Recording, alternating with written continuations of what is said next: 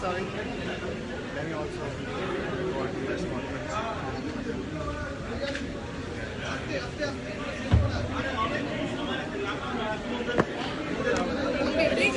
Ready.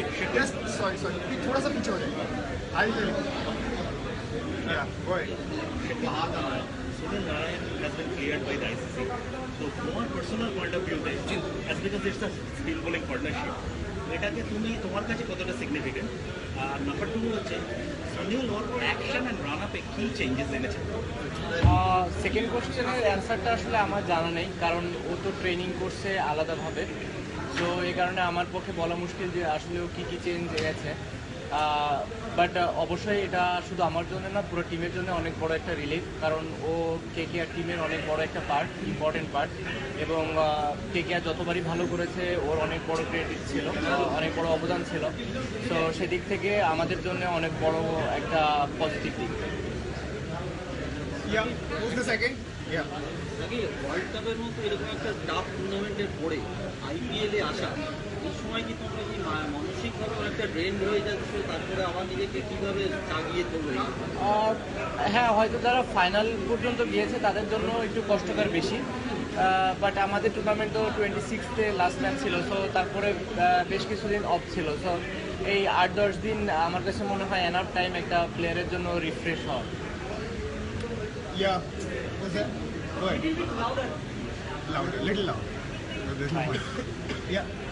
Shakib, বাংলাদেশের জন্য world cup খুব স্যাক্রিফাইস হয়েছিল, ভীষণ ডিসঅ্যাপয়েন্টিং, কোনো ম্যাচ জেতেনি, খুব খারাপ কিছু হার। তারপর ইডেনে ফিরে আসে এবং স্পেশালি এই দুটো মাঠে তোমাদের খুব খারাপ গেছে। একটা ম্যাচে 200 কনসিড করেছো, আর একটা ম্যাচে সবচেয়ে পোরেস্ট টোটাল 70। সেটার পর এই সেম ফরম্যাটে ফ্র্যাঞ্চাইজি টিমের হয়ে ফিরে আসা, এই চেঞ্জ হওয়াটা, ট্রান্সফরমেশনটা কতটা? আসলে টি-20-র মজাটা হচ্ছে যে কেউ পেছনের দিকে অত বেশি তাকায় না। আর ওটা অবশ্যই বাংলাদেশ টিমের জন্য, আমাদের জন্য একটু ডিসঅ্যাপয়েন্টিং, কারণ আমাদের অনেক এক্সপেকটেশন ছিল। হয়তো রেজাল্টটা আমাদের পরে যায়নি, বাট আমার কাছে মনে হয় আমরা ক্রিকেট যে খুব একটা খারাপ খেলেছি তাও না। সো ছোটো কিছু মিস্টেক না হলে হয়তো আমরা একটা দুটো ম্যাচ জিততে পারতাম। সো তখন রেজাল্টটা কিন্তু অন্যরকম দেখাতো। আর কেকেআরের হয়ে আমার জন্য ইডেন গার্ডেন্সে খেলা সবসময় একটা অনেক বড় ব্যাপার, অনেক বড় একটা গর্বের ব্যাপার। লাস্ট যে কয়েক বছর খেলেছি আমার কন্ট্রিবিউশন আমি স্যাটিসফাইড ছিলাম।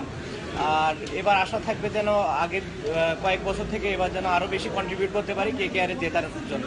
সাকিব, নতুন কোচ জ্যাক কালিস, মানে জ্যাক কালিস অনেকদিন ধরে প্লেয়ার ছিল, তারপর ব্যাটিং করতেন, কীভাবে ব্যাপারটাকে তোমরা? এক্সাইটিং একটা ব্যাপার, ওর জন্য নতুন রোল। আমি শিওর যে ও খুবই ভালো করবে, কারণ ওর যে এক্সপিরিয়েন্স আছে এই এক্সপিরিয়েন্স আসলে ওয়ার্ল্ডের যত বড় কোচই হোক কারোরই নাই। তো সেদিক থেকে ও অনেক এগিয়ে আছে এবং আমি শিওর সবাই ওকে সাপোর্টও করবে এবং আমি শিওর যে ও কেকেআরের জন্য অনেক ভালো কিছু আনবে। ফাইনাল ল্যাপে গিয়ে টিমটা পারে, এবার টিম মনে চেঞ্জ হয়েছে, কিছু নতুন প্লেয়ার আছে, তো এবারে টিমটার কি চান্স রাখছে?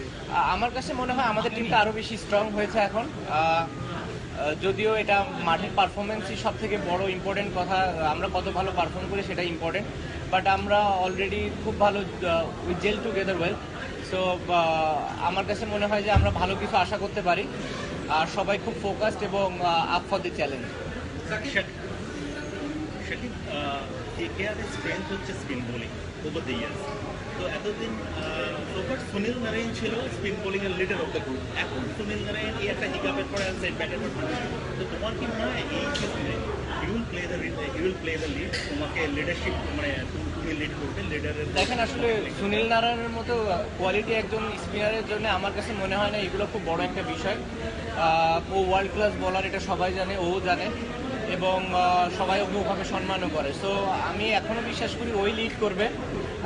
অবশ্যই আমাদের সবারই যার যার পার্ট আছে টিমে কন্ট্রিবিউট করার, বাট ওর জায়গাটা খুবই ইম্পর্টেন্ট এবং যেটা আমি আগেও বলেছি যে ও আমাদের টিমের জন্য অনেক ভাইটাল রোল একটা প্লে করে। Last two questions.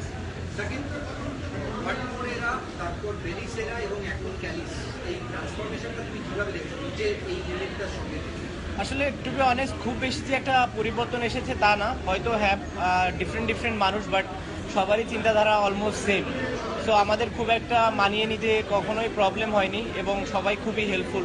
যেটা আমাদেরকে অনেক সাহায্য করেছে একসাথে ভালো কিছু করার জন্য। এতদিন টিমমেট ছিল, এখন কোচ, প্লেয়ারদের জন্য তাকে অ্যাক্সেস করা ম্যানেজমেন্টের পার্ট থেকে ইজি। আমার তো কাছে তাই মনে হয়, কারণ ও সবাইকে চিনে, জানে, সবার ভেতরেটা জানে। তো ওর জন্য আমার কাছে মনে হয় জিনিসগুলো অনেক ইজি হবে।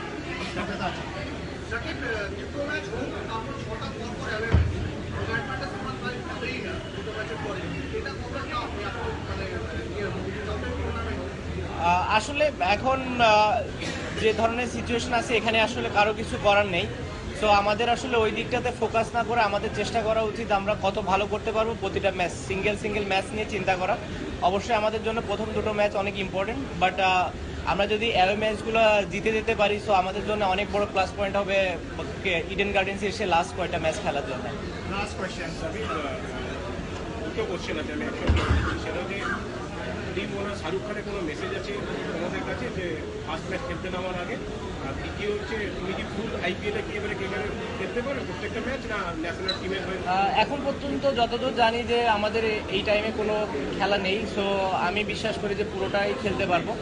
আর দ্বিতীয় মেসেজ আমি শিওর যে কালকের ভেতরে কোনো না কোনো মেসেজ আমাদের অবশ্যই দিবে ম্যাচের আগে, but obviously on behalf of আমাদের ওনার্স, আমাদের সিইও অবশ্যই একটা মেসেজ দিয়েছে। সো আসলে এগুলো তো খুব বেশি একটা বলার মতো কিছু না, বাট এটা আমাদের টিমের জন্য। Thank you.